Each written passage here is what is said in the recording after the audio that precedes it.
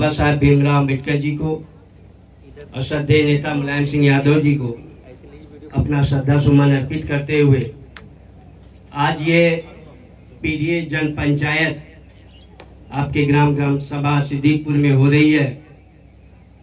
इसके लिए मैं सबसे पहले श्री प्यारे गौतम जी का हार्दिक धन्यवाद देता हूँ, अभिनंदन करता हूँ, वंदन करता हूँ कि आपने हम सबको मौका दिया कि हम आए और आपसे बातचीत कर सके।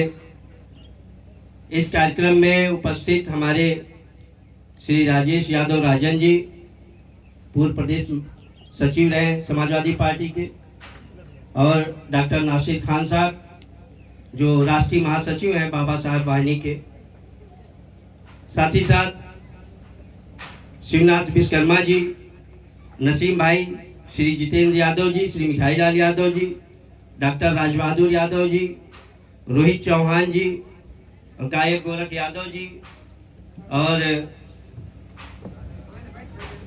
संचालन कर रहे चौहान जी, और तमाम हमारे यहाँ जो उपस्थित हैं माताएं, बहनें, बड़े बुजुर्ग, नौजवान साथी, आप सभी का मैं हार्दिक स्वागत, वंदन, अभिनंदन करता हूँ। दोस्तों, सबसे पहले ये समझना है कि पीडीए क्या है। तो ये पीडीए वही है जिसको आप बहुजन समाज मानते हैं, जिसको कमेरा समाज मानते हैं, जिसको 85% की आबादी मानते हैं। पी का मतलब पिछड़ा, जो ओबीसी की तमाम जातियां हैं। डी का मतलब दलित, जिसमें एसटी, एससी की ये सारी तमाम जातियां हैं। ए का मतलब अल्पसंख्यक, जो मुसलमान है, चाहे पारसी है, चाहे बौद्ध है, चाहे जैन।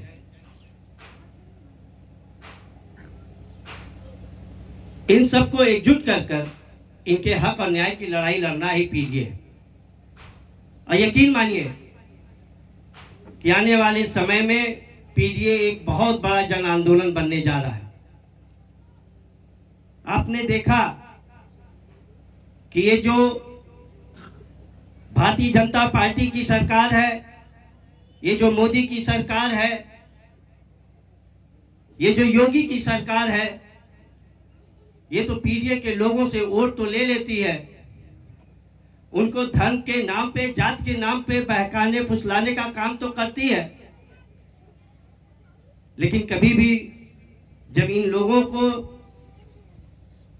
रोजगार की, शिक्षा की, स्वास्थ्य की जरूरत होती है तो भारतीय जनता पार्टी की अपनी कदम पीछे कर लेती है। अभी आप सबके बीच में हमारे वक्ता राजन जी कह रहे थे कि बिहार का जो पड़ोसी राज्य है, बिहार का, वहां का उदाहरण दे रहे थे। तो सोचो, क्या खतरा नीतीश कुमार जी को था? नहीं, खतरा नीतीश कुमार जी को नहीं था। खतरा मोदी सरकार को था, क्योंकि मोदी सरकार ये समझ गई थी कि जिस दिन इस देश का युवा, जिस दिन इस देश का नौजवान ये हमारे साथी पवन जी की तरह मोदी सरकार से अपने शिक्षा, स्वास्थ्य और रोजगार पे सवाल करने लगेगी तो भारतीय जनता पार्टी के नेताओं को कहीं चेहरा छुपाने की जगह नहीं मिलेगी।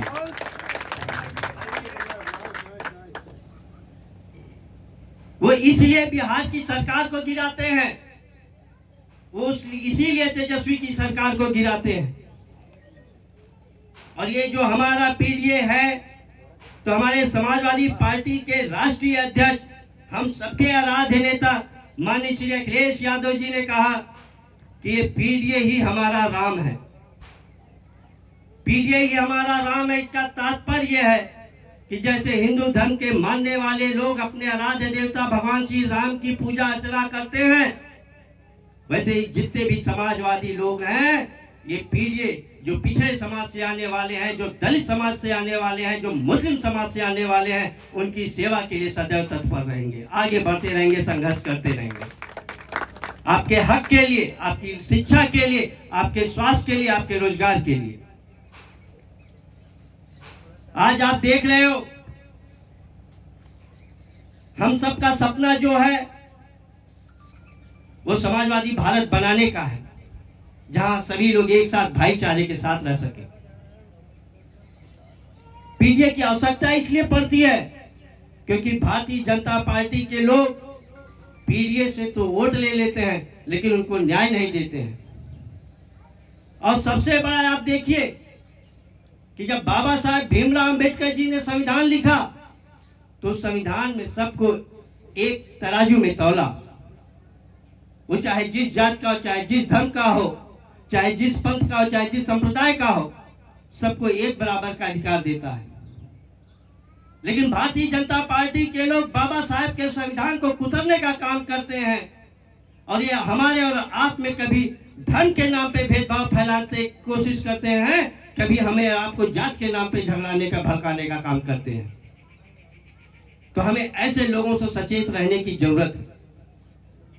आज हम लोग जिस समाजवादी भारत का सपना देख रहे हैं वो कोई उस सपने को सबसे पहले आजाद भारत में बाबा साहब भीमराव अंबेडकर जी ने देखा था।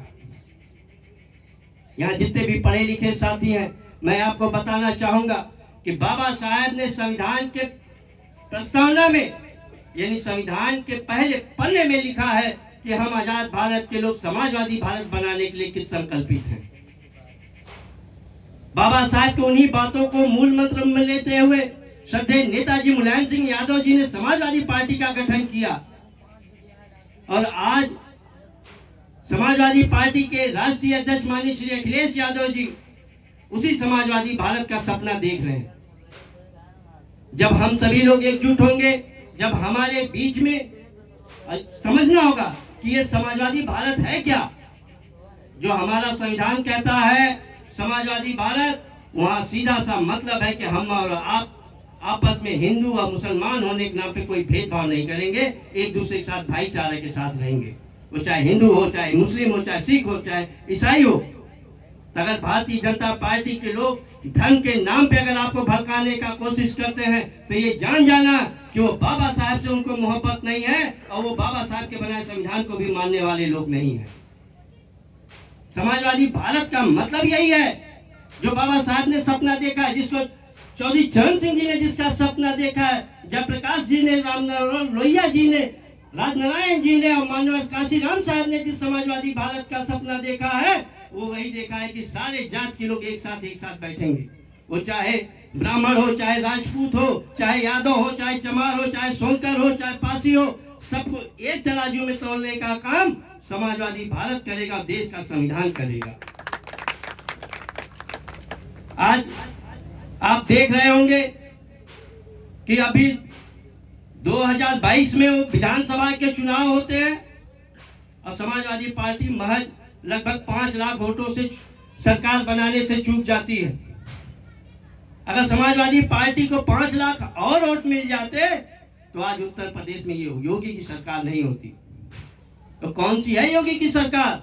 वो जो बुलडोजर का कानून लाती है, वो जो लंगड़ा बनाओ अभियान चला के रखी है, वो योगी सरकार आज नहीं होती। अगर 22 में उत्तर प्रदेश में समाजवादी पार्टी को 5 लाख और वोट मिल गए होते तो उत्तर प्रदेश में समाजवादियों की सरकार होती। ये जो बुलडोजर कानून लाया गया है वो बाबा साहब के संविधान को कतरने का काम किया गया है। ये जो लंगड़ा बनाओ अभियान है इसके भी सबसे ज्यादा आप उठा के देख लो, ये पिछड़े समाज के रहने वाले, ये दलित समाज के लड़के हैं, ये मुस्लिम समाज के नौजवान लड़के हैं, उनके लिए ये लंगड़ा बनाओ अभियान चलाया जा रहा है। ये जो मुख्यमंत्री जी की कुर्सी पर बैठे हुए हैं उनकी जात की, वो अपने स्वजातीय बंधुओं के ऊपर कोई भी लंगड़ा गोली चलाने का काम नहीं किया, उनको लंगड़ा बनाने का काम नहीं किए। ये बुलडोजर किनके ऊपर चलता है? ये पीछे समाज, ये पिछड़े जो लोग हैं, ये जो दलित समाज के लोग हैं, ये जो मुस्लिम समाज के लोग हैं, उनके घरों पे ही बुलडोजर चलता है। आप बताओ, इतने अपराधी हैं भारतीय जनता पार्टी के, क्या उनके घरों में बुलडोजर चला या उनके दुकानों पे बुलडोजर चला? लेकिन वो बुलडोजर चलता है एक गरीब के, जो ठेले वाला है उसके ऊपर बुलडोजर चलता है, जो गुमटी में अपना दुकान चलाता है उसके ऊपर बुलडोजर चलता है। ये बुलडोजर कानून लाए जो बाबा साहब ने संविधान बनाया है, उस संविधान के अंदर जो लोग गलत काम करते हैं उनके लिए भी सजा का प्रावधान है। और उन नियमों को ताक में रखकर ये जो भारतीय जनता पार्टी की सरकार है वो पिछड़ों, दलितों और अल्पसंख्यकों को परेशान करने के लिए ही जो है ये बुलडोजर कानून और लंगड़ा बनाओ अभियान चला रही है। आज हमें और आपको इससे लड़ना पड़ेगा, क्योंकि अगर आप आज शांत बैठ गए। आप देखते होंगे सोशल मीडिया में तमाम जितने बड़े नेता हैं वो ये कह रहे हैं कि 2022 का चुनाव आखिरी चुनाव होने जा रहा है, क्योंकि अगर ये दोबारा से केंद्र में मोदी की सरकार आ गई तो यकीन मान लो तुम्हारा लोकतंत्र खतरे में पड़ जाएगा, तुम्हारी आजादी खतरे में पड़ जाएगी, और सबसे बड़ा चीज तो बाबा साहब का संविधान खतरे में पड़ जाएगा। और जिस दिन ये देश में संविधान खत्म हो जाएगा उस दिन हम और आप अपनी पहचान खत्म कर देंगे। ये भारतीय जनता पार्टी के लोग, अगर आप तो नौजवान हो, अपने बड़े बुजुर्गों से पूछ लेना कि अभी कुछ साथी चिंता व्यक्त कर रहे थे आरक्षण के ऊपर, ये वही लोग हैं जो आरक्षण के नाम पे जनता दल की सरकार गिरा दिए थे। ये नहीं चाहते हैं अगर आप पढ़ लिख जाएंगे, आप शिक्षित हो जाएंगे, आप समाज में आगे बढ़ जाएंगे, तो ये मनवादियों और सामंतवादियों को कतई पसंद नहीं है। पीड़ित समाज के लोग आगे बढ़े तो उनके पेट में दर्द होने लगता है। इसीलिए भारतीय जनता पार्टी हमेशा मनवादियों को सरपरस्ती देती है, सामंतवादियों को सरपरस्ती देती है। पीड़ित समाज से तो उसका केवल एक और एक ही काम रहता है कि टैक्स ले लो और वोट ले लो। और पीड़ित समाज के लोगों से वोट लेकर ये भारतीय जनता पार्टी की जो होर्डिंगें लगी रहती हैं, आप देखते होंगे मोदी सरकार मोदी सरकार, उसका एक टैक्स का पैसा भी तो पीड़ित समाज के लोगों से आता है। अभी ये नौजवान साथी सवाल कर रहे थे, आप देखो ये जो बाबा साहब ने संविधान बनाया उसमें स्पष्ट लिखा है कि हम किसी का जात का नाम पे आगे नहीं बढ़ेंगे। और ये जो होर्डिंगें लगी हुई हैं जो कहती हैं मोदी गारंटी, आपने देखा है ऐसी होर्डिंगों को? ये मोदी तो जाति सूचक शब्द है ना। अभी कुछ दिन पहले कांग्रेस के बहुत बड़े नेता श्री राहुल गांधी जी के ऊपर एक माननीय न्यायाधीश ने उनकी सदस्यता रद्द कर दी, क्योंकि उन्होंने मोदी शब्द का इस्तेमाल अपने भाषणों में किया था। और बाबा साहब ने इसीलिए ST/SC एक्ट लगाया था कि आप किसी को जाति सूचक गालियों से नवाज नहीं सकते हो, उसमें सजा का प्रावधान दिया गया था। बावजूद इसके ये मोदी गारंटी वाली होर्डिंग लगाई गई है। ये बाबा साहब के संविधान के ऊपर सीधा सीधा प्रहार है।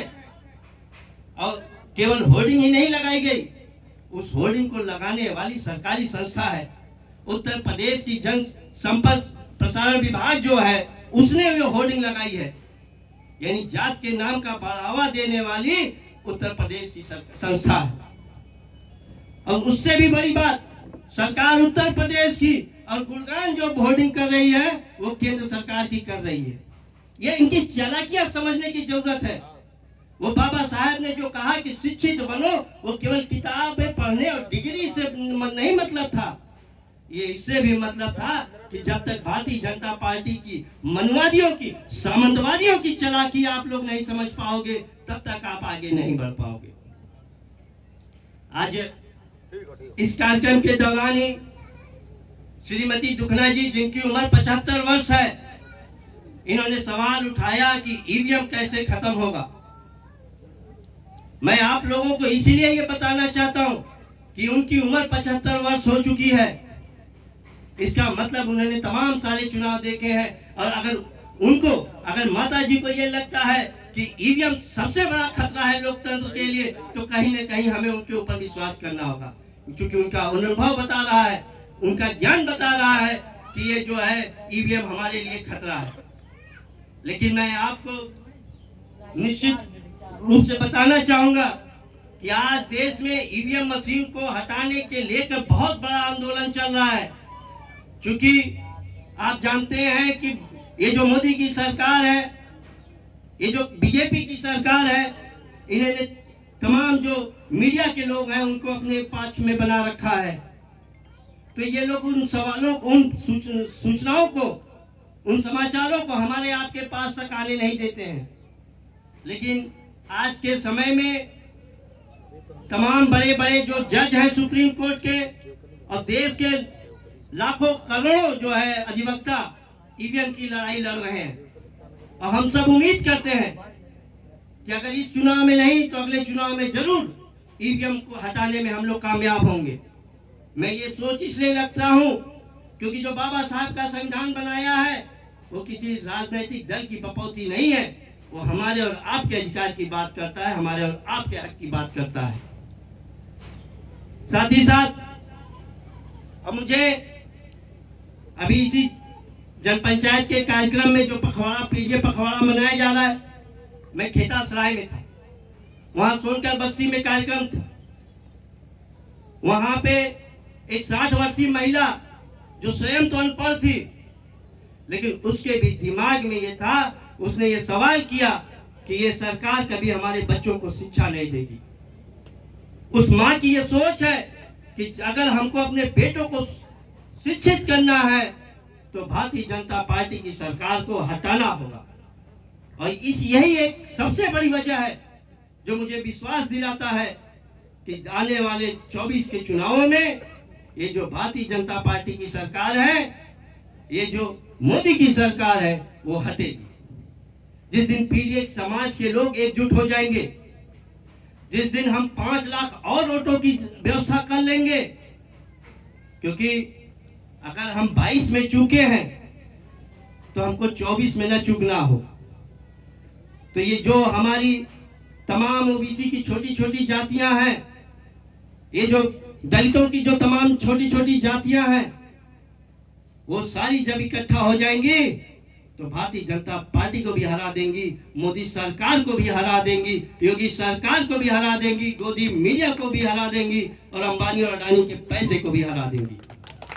ये 5 लाख जिस दिन वोट आए तो उस दिन समाजवादी पार्टी 35 से 40 सांसद चुनाव जीतेगी। और अगर 35 से 40 सांसद उत्तर प्रदेश के अंदर समाजवादी पार्टी जीतती है तो निश्चित मान लीजिए कि केंद्र में भारतीय जनता पार्टी की सरकार नहीं बन पाएगी।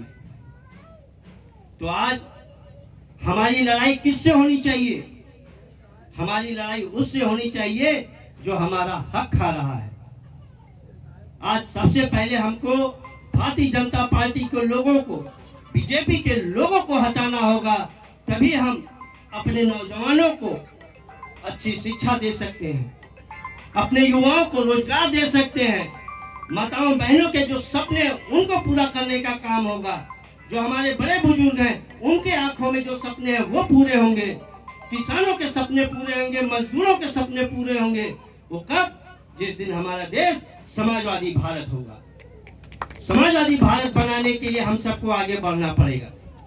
सबसे पहले आपने देखा होगा, मैंने तो अपने बचपन में सुना है कि एक मोटी रस्सी जरूर मजबूत होती है, लेकिन उसकी अपेक्षा अगर हम पतली पतली कई रस्सियों को एक साथ इकट्ठा कर लें तो वो मोटी वाली रस्सी से भी ज्यादा मजबूत हो जाएगी। ये पीडीए का सोच ही यही है।